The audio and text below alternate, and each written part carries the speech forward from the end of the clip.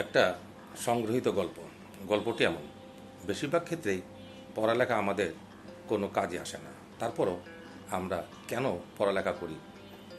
এই প্রশ্নের খুব সুন্দর একটা জবাব শুনেছিলাম একজন বিশ্ববিদ্যালয় অধ্যাপকের মুখে।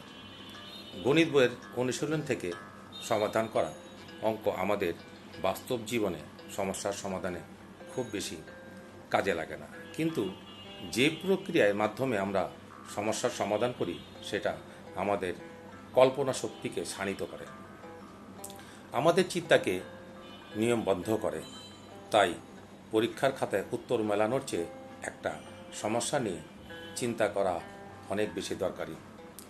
পড়ালেখা হলো খাদ্য গ্রহণের মতো। একজন সাধারণ মানুষ দিনে 1 থেকে 1.5 কেজি খাবার খায়, বছরে যা প্রায় আধা টনের চেয়েও বেশি বা কাছাকাছি। এর অধিকাংশই বর্জ্য হিসাবে শরীর থেকে বের হয়ে গেলেও নির্যাসটুকু শরীরে পুষ্টি যোগায়। একইভাবে জীবনে পড়া অসংখ্য বই, টপিক, সাবজেক্ট থেকে ছেঁকে নেওয়া নির্যাসটুকু হচ্ছে জ্ঞান। শরীরকে টিকিয়ে রাখে পুষ্টি, আর মনকে বাঁচিয়ে রাখে পড়াশোনার মাধ্যমে অর্জিত এই জ্ঞান।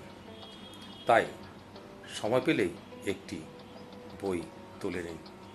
সবাই ভালো থাকুন।